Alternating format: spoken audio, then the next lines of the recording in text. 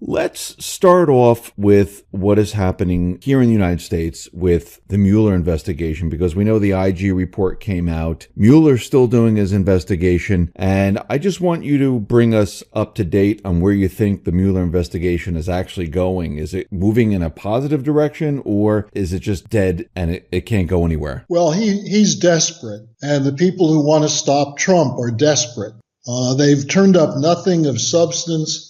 They have what are called process indictments on lying to the FBI and money laundering charges, things of that sort. I mean, I think his desperation was made clear by his jailing of Paul Manafort, by revoking Manafort's bail, because with nothing really to hang on Trump, he's going to try and turn Manafort. And when you put someone 68, 69 years old in a prison cell, someone who's accustomed to living pretty well, it's a sign that you're really trying to break them. But I don't think it's going to work. I think Manafort knows if he goes to trial, he's got a good chance of beating the charges, even in the home district, the home court advantage that Mueller would have in Alexandria, Virginia. So to answer your question, I think the case is as flimsy as ever, but it's not going to stop. You see the media continuing to come up with stuff. They're speculating now as much, almost daily on whether Roger Stone is a Kremlin insider. If anyone who's still alive from the 70s who knows anything about Roger Stone, the idea that this guy who was with Nixon, who was with Reagan, that this guy would be an insider in the Kremlin, would have their head examined. But that's how desperate Mueller is. Now, the other side, which you mentioned, is the blowback against the FBI and the Justice Department. And this is really serious. The Peter Strzok case, the top or number 2 counterintelligence guy at the FBI, who was John Brennan's liaison between the FBI and the CIA, Strzok's connection to Christopher Steele and the whole British side of this, all of this is coming out. The role of it looks like another FBI informant, this guy Greenberg, who spent 10 years in prison in Russia, or actually it may not have been Russia, it may have been somewhere else. But then he shows up as an FBI informant who is put in contact with Roger Stone after the Halper entrapment attempt. These are all FBI sting operations. And if they come to trial, there's a really good chance that even with corrupt judges, that people will get off.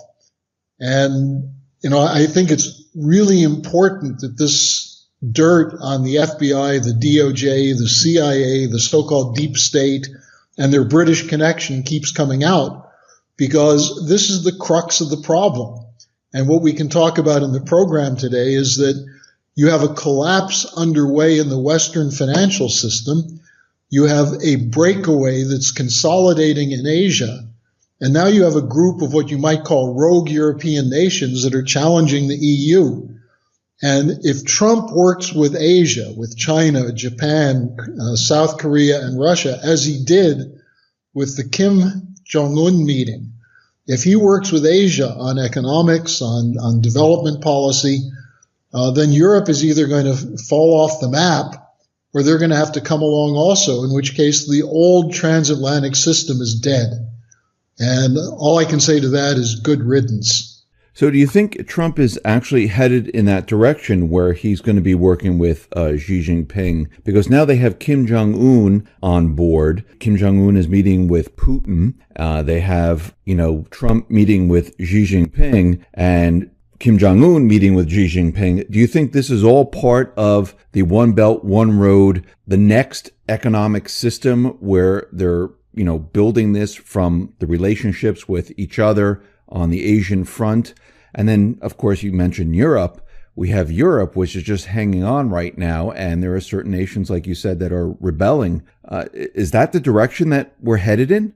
Well, I think the way to look at it is that what Obama tried to do as president, or the people who controlled Obama with the so-called Asia pivot, was an attempt to head off the emergence of a potential new system. Now, people who live in the United States are constantly bombarded with stories that China's an enemy, China's a problem. And I'm a little bit worried about Trump pushing this trade war question because the Chinese are willing to work with him. And I hope that we pull back from that.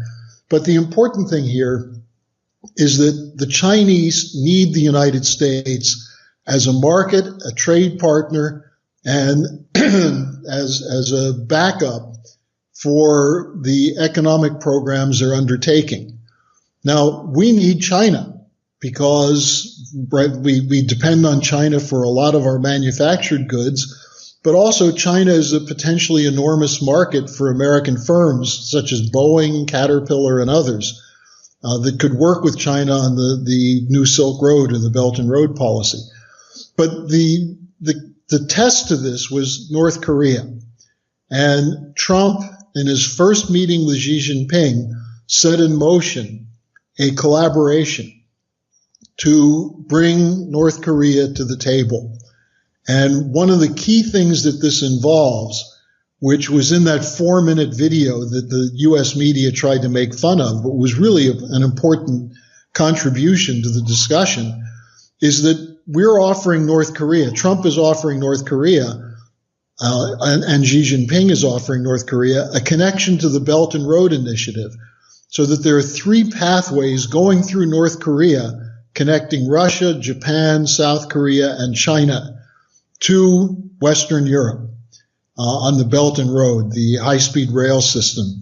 So this is an offer you can't refuse, you might say, if you're a North Korean president. So this was put together as a package.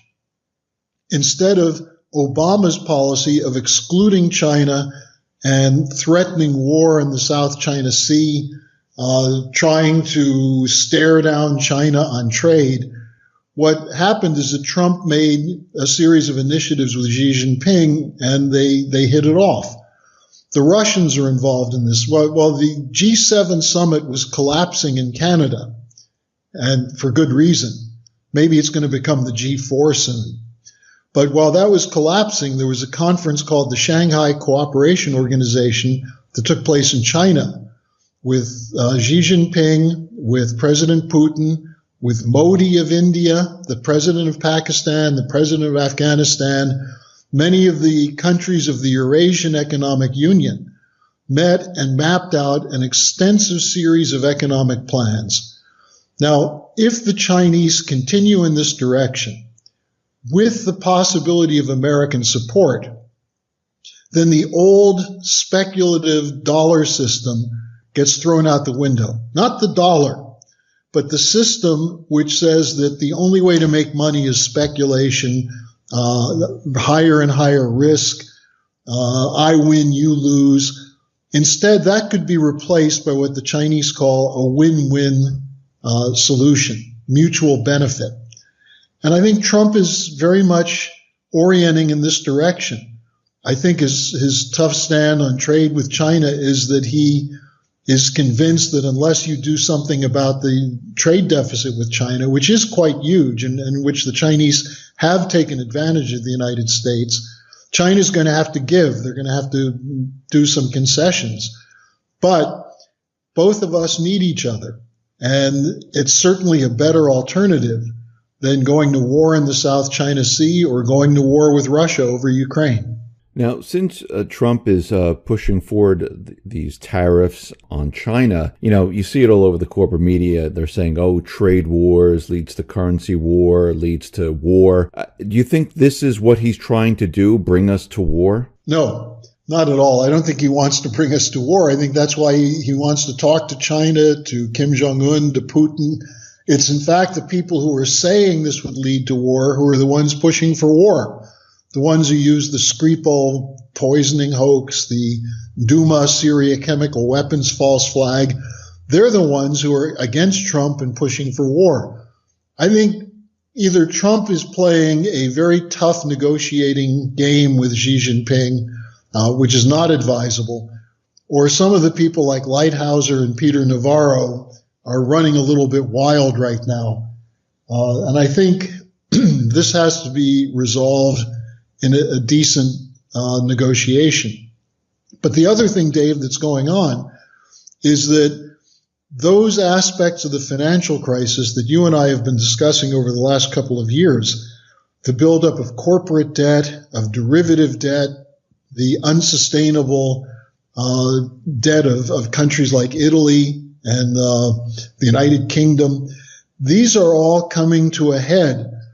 And the media is blaming the collapse of the stock market the last few days and the up and down ride of the dollar on the trade talk. I think that's nonsense. I think the trade thing will be worked out. But what they have to do is they have to work it out, because you'd better deal with this overhang of unsustainable debt, because otherwise it's going to come crashing down. Now, one really interesting aspect of the G7 conference was that Trump hit it off with the new Prime Minister of Italy, Conte. Conte sided with Trump on bringing Russia back into make it the G8 again. But he also said he wants to lift the sanctions on Russia, and his new government, is pursuing a policy of Glass-Steagall. That's in their program, a separation of investment banks from commercial banks so that the investment banks will be forced to eat their losses instead of getting bailed out by the European Central Bank. Now, if that were to happen, that would mean that Italian banks and the Italian government could channel funds into real economic development, into the real economy. And Trump and Conte had a short discussion, and Trump was very enthusiastic about it. And so I think that his hitting it off with Conte, his inviting Conte to come to Washington is quite significant. So there are a number of things that people in the U.S. don't see that are moving parts. What we do see, and I just want to call attention to this, is that the Republicans in Congress are not pro-Trump. They're using free trade to try and sabotage what Trump is doing overall, because the idea of tariffs in themselves are not bad. Protecting American industry is not bad. But some of it is not thought through fully, I would say. But Republicans oppose the tariffs completely. They're for total free trade. They're for the destruction of American industry. They want cheap labor, whether it's from the United States or from overseas. And so you see people like Marco Rubio siding with Chuck Schumer in attacking what Trump is doing with Kim Jong-un. So you have this Republican, Democratic, neocon, neoliberal alliance against Trump. And that's part of the reason, I think, that the Russiagate scandal has not been ended, because there are too many Republicans in Congress who are afraid of Trump for the same reason that the Democrats are. That is, that he's against Wall Street, he's against these funny money policies, and their livelihood depends on those funny money policies. Yeah, those two parties, I do believe that they're one and the same. They're almost on the same exact agenda, where Trump is on a completely different agenda, and they don't like this whatsoever. And I think this is why even Republicans have been trying to push Trump out since the beginning, that they haven't let up. But you did mention something with Europe and Italy. I know the Italians now, they're following the policy of Italy first, just like America, where it's America first. Merkel, on the other hand, she is having a difficult time in Germany with the refugees coming into the country, and there's a backlash there. And I know Italy says they're not going to be accepting any more immigrants coming into the country right now. Do you see this happening all throughout Europe? It's very interesting what's happening, and you have to go back a few weeks to Putin's trip to Vienna, where the new Austrian government, which is called a center-right coalition. I mean, these terminologies are really useless. It's an Austrian nationalist coalition of the Freedom Party with the old Conservative Party. But what are they calling for? They're calling for an end to sanctions on Russia. They're joining with Italy, saying the European Union policy on refugees doesn't exist, and you need to have a policy that protects national interests. And the coalition partner of Merkel, the Christian Social Union, which is part of the Christian Democratic Party, it's Bavaria, Munich, southern Germany, they're siding with Austria and Italy.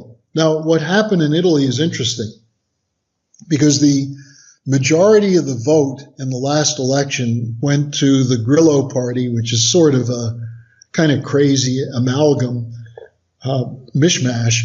But the second largest vote getter was the Liga, which used to be a northern separatist party, but now has rebranded itself as an economic nationalist party, pro-Glass-Steagall, anti-Euro. They're saying if the European Central Bank and the European Union continues to withhold credit to Italian industry and won't allow the Italian government to generate credit, then they'll force them to have a referendum on the euro, which at this point would probably win for an Italian exit.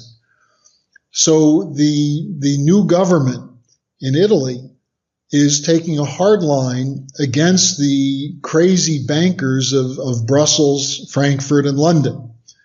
Now, the new wrinkle is that Seehofer, who's the head of the Christian Social Union, Merkel's partner, had a phone conversation with the Italians and with the Austrians, and they called for a common policy.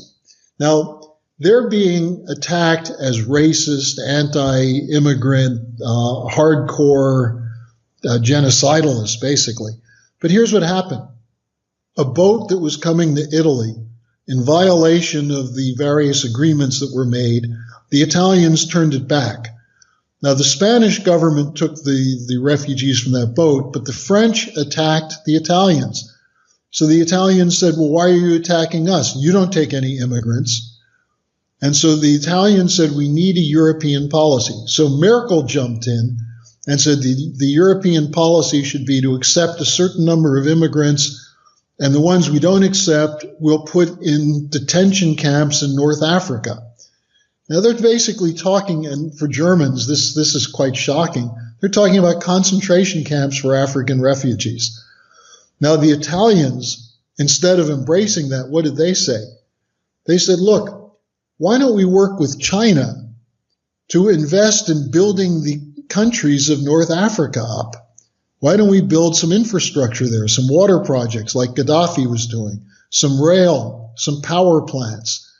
And so instead of being racists against the Africans and the Arabs in North Africa, what the Italians are saying is, let's have Europe work with the Chinese to develop these countries so that people won't leave Africa. They won't risk dying of thirst in the Sahara or drowning in the Mediterranean, but they can live in their own countries.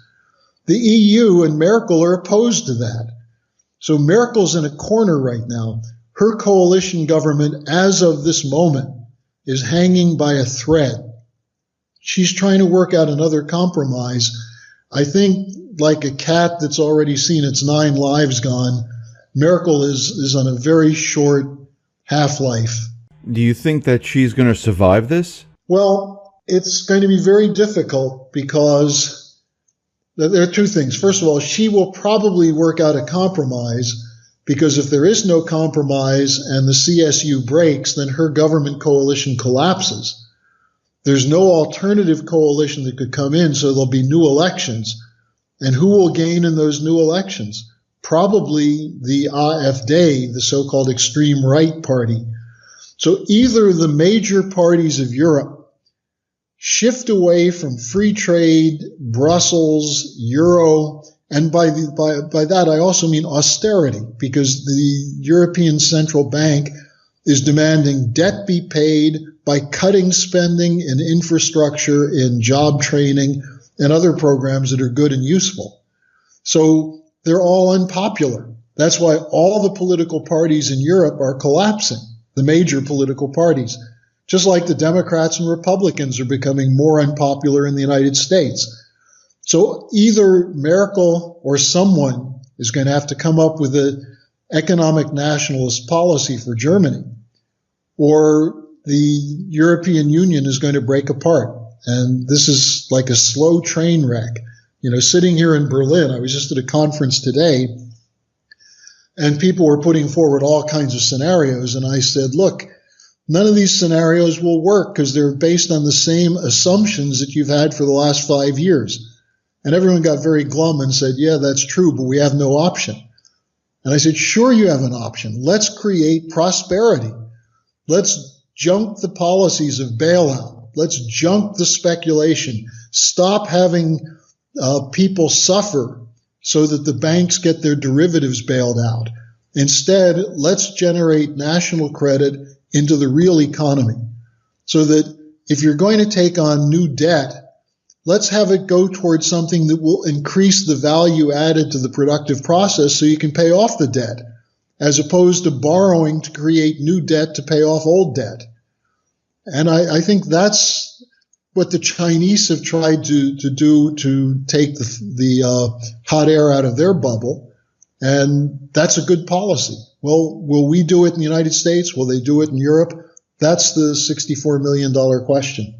But shouldn't we go to the root of the problem? I mean, shouldn't all the countries, look at this and say, you know something, maybe we should get rid of the central banking system, the private Western central banking system. I mean, because if we pay down the debt or things like that, we're just going to end up with debt again. I mean, we're just going to go through the same exact thing. Well, if you give a cocaine addict more money, what's he going to do with it? He's going to buy more cocaine. The banking system is based on it's like a heroin addict. The more money it gets, the more it consumes. The worse the ability is to ever pay it back. Now, that is a problem of the central banks because the central banks are not government agencies. They're private. They're clearinghouses for private banks with government support. And if governments withdrew their support on these things, like the Federal Reserve, you'd find that it's sitting there with piles of bad debt, junk bonds, unsustainable, unpayable corporate and government debt. So that's what has to be done. The governments have to cut these central banks loose and establish a national bank in which credit is directly directed into the economy through the private banking system so that private bankers can decide who they're going to make loans to. And when we've done this in the past, this is the Hamiltonian system. This is what Lincoln did to rebuild the country during the Civil War. This is what John Kennedy was talking about when he brought back treasury bills.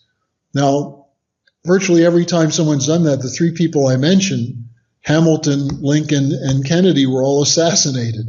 That's not a coincidence, because messing with the private central banks is the greatest challenge you can present to these corrupt swindlers. And they'll do anything, including assassination, including launching riots and chaos in cities, false flags, proxy wars, and real wars, to stop the move away from the central banking model. But that's what we have to do. We have to break with that model and go back to a productive, oriented, real economy. I think there was one person that I know of, Andrew Jackson, who actually got rid of the central bank. I think they did attempt to assassinate him, but it failed. But in the end, he did get rid of the central bank. Well, that's a slightly different case, because the problem is that it generated a crash in the economy, because what Jackson did by getting rid of the Bank of the United States is that he opened the door for private banks to become behemoths. So you don't need a central bank, but the function of a national bank is basically treasury credit in the name of the United States, but credit that will be used for production as opposed to handed out to bankers to sell debt and make money on it. I mean, it's the simple distinction is productive credit versus funny money. And, we can debate what is productive credit. That's a good debate to have. That'd be very useful for the Congress to take up and for the major newspapers to take up. Instead, they start from the standpoint that the current free trade, globalized system is the only option. And we have to do everything possible to defend it, including if it means killing people with austerity to pay off the debt that's owed, that these banks say is owed to them. So the key thing is the shift from the present model of central banking to a policy which ensures that entrepreneurs, businesses, industrialists, farmers can get credit to produce. If you don't have that, you don't have an economy. Now, I wanted to switch over to this Trump-Putin summit because we know they had the G7. Actually, they called it like the G6 plus one. Russia was not included, and I think the plus one was the U.S. And Trump has been talking about having Russia come back into the fold to make it the G8 once again. Now, we know the corporate media does not want Trump and Putin to meet. They do not like this whatsoever because their narrative is that Russia's evil, Putin's evil, and they should never meet because we should be going to war with them. Trump is evil also. That's the other part of the narrative. Yeah. Two evil people, meeting, that's going to start a war. Why do you think right now they decided that this is a good time to meet? I think because Trump sees the Russiagate starting to collapse. But the whole point of Russiagate, these baseless, false charges that Putin interfered in the U.S. election, that Trump colluded with Putin, those charges were made up completely by people like John Brennan and his collaborators in the United Kingdom, like Hannigan from the GCHQ, like Sir Richard Dearlove from MI6, Christopher Steele. And in this, you had the Clinton campaign working with the Obama intelligence community, Brennan and Clapper, working with British intelligence to create a whole series of lies about Russian interference. Why? Because during the campaign, Trump said he wants to meet with Putin. He wants to work with Putin. He wants to work with Putin against terrorism. Well, draw the conclusion. Why would they be concerned if Russia and the United States worked against terrorism? Because the terrorists were a product of that British-American cooperation. ISIS and Al-Qaeda were the U.S., British, Saudi, Israeli coordination. And Trump initially, when he came in, said he was going to break that. No more regime change wars. So that's why they were running Russiagate. Now, with Russiagate faltering and going nowhere except for indictments on non-Russia related topics, I think Trump now feels that he's somewhat free to do what he wanted to do. And I think the meeting with Kim Jong-un gave him a certain sense of confidence. The Washington Post yesterday said that Trump's advisors are telling him don't meet with Putin, the same advisors who told him not to congratulate Putin on his reelection. So, Dave, I think it's really ironic that these great defenders of democracy in the House, Democrats, Republicans, the neoconservatives, these great defenders of democracy scoff at Putin, who got over 70% of the vote, whereas Merkel's party was down in the low 30s. Her coalition partner, the Social Democrats, had 16% of the vote. So, who are the real believers in democratic processes? Certainly not the EU and these guardians of U.S. purity who are out to destroy Trump, who, after all, did win the election. So I think he feels a little bit freed now to pursue this. I think he also knows that he and Putin together would make a fairly strong team, and this might be what's necessary to break the back of this British operation in Europe, which keeps the European governments subordinated to the Brussels bureaucracy and the European Union. We do see certain European countries like France, Germany, they are moving closer to Russia. They are dealing with Russia. They don't want the sanctions anymore, of course, because it's hurting their country. So we do see some European countries moving towards China and Russia right now. But the EU just voted to extend the sanctions. And the EU also is suing the Chinese to try and keep them out of Germany and France. Whereas the Italians, the Spanish, the Greeks, the Portuguese, and most of the Eastern Europeans are welcoming the Chinese. And why shouldn't they? The Chinese are saying, we want to invest in your economy. And the Chinese have money. They have banks that would rather invest in physical production than in speculation. And here's one of the ironies of the trade war talk against China. What Lighthizer and Navarro, two of the lead negotiators for the United States, are demanding is that China open up its banking system. Now, the Chinese are going to refuse to do that because they don't want to have a derivative speculation bubble and then a swap bubble on top of that. They don't want that. They were heading in that direction and they stopped it. The Chinese, in effect, have banking separation like Glass-Steagall, so that with all the dollars they have, the treasuries and U.S. dollars, they use that as a base for extending credit for production. And that's why New York bankers, Goldman Sachs, the Rockefellers, the Rothschilds, and others want to get into China. They want to grab the liquidity, just as they did from American firms, just as they've done in the United States. And the Chinese are saying no. So I think what we're going to see on this is, if Trump doesn't learn the lesson, we're going to have a really nasty fight with the Chinese. But I think if Trump and Xi Jinping get together, if Trump and Putin get together, what they'll realize is that we all have the same enemies. Yeah, I agree with that.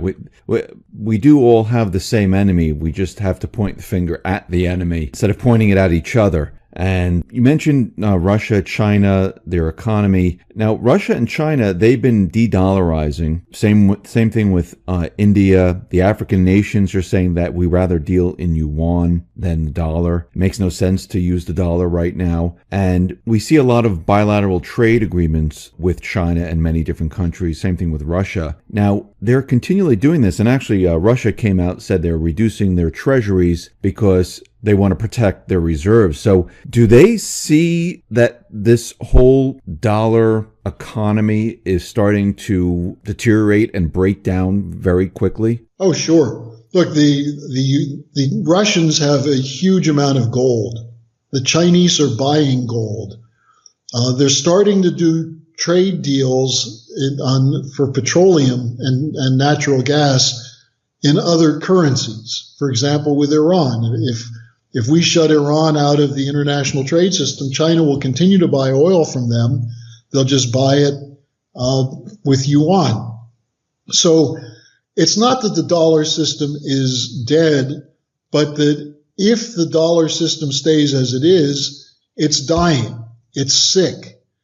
And the Chinese and the Russians don't want to give up the dollar system to put all the pressure on Russian or the ruble or the yuan. They'd like to see the dollar survive, but they're not going to support it if the dollar is going to remain as a speculative item and if the U.S. continues to use sanctions to cut off trade. So, I don't think we're on an imminent shift from the dollar to the yuan, but we are seeing the end of the supremacy of the London Wall Street control over the world economy. Now, that's a fact Americans have to learn to live with. We're not the only productive nation in the world anymore. China is productive. The Russians are becoming more productive. Germany, even Italy, has a productive economy. We've outsourced so much of our manufacturing from the United States that we're actually in a much shakier position to defend our currency than the Chinese or the Russians are. So they certainly see that. and they're taking precautions. I don't think they've reached the point yet where they're going to pull the plug on the dollar or say, look, we're the new system. But if we don't wake up, we're going to be watching the high-speed rail of the Eurasian economy take off, and we're going to be watching the taillights blinking on the caboose. Yeah, I agree. This reminds me of when they, if you go, this is going back many years. I think it's like in the 80s when they told us, the middle class is going to disappear. Fast forward to today, we see that the middle class is disappearing. I think the same thing with the dollar and what's been happening. Eventually what's going to happen is soon the dollar will disappear, just like the middle class, just like manufacturing in the United States. I mean, there are warning signs all over the place. And as people continually ignore it and we, let other power structures handle our affairs, they're really not helping the situation. They're actually destroying what we've had, because if you look back in time, that's what they've done. They destroyed manufacturing. They destroyed the middle class. They destroyed the economy. Everything that they touch, they've destroyed. Well, they're destroying the youth of this country. The youth of the United States are having their hope taken away. They're having crappy education. They're having social networking replace human communication skills, and then they're being drugged up. And the suicide rate, when you talk about the dying of the middle class, the 18 to 34-year-old white males have an extremely high death rate from drugs. So we're seeing a real collapse of the future for the United States. And the irony is that this character, Donald Trump, who most of the media excoriate and slander and attack, he may be the last hope for restoring America. And, I say that not as someone who's a total believer in Trump, but one who admires the fact that he's fighting against the enemies of our country. And Dave, if there's one point I want to get across, it's that the enemies of this country, of the United States, through the media, through the political parties, they have had their way for the last 40 years, and they've wrecked everything. The fact that they're still in power is a sign that too many people who know better, who know that they're incompetent and corrupt and evil, too many people have sat on the sidelines. And we're at a point now where they're vulnerable because Trump did stand up and fight. Is he the perfect leader? Is he the greatest guy in history? Of course not. But he did something that no president has done since John Kennedy was killed, which is stand up and fight against the deep state. And we have to give him support for that, and we have to make sure that that fight continues until we crush the John Brennans and the Clappers and the Obamas and the Susan Rices, the Bush networks. They have to be defeated. Whether they end up in prison or not matters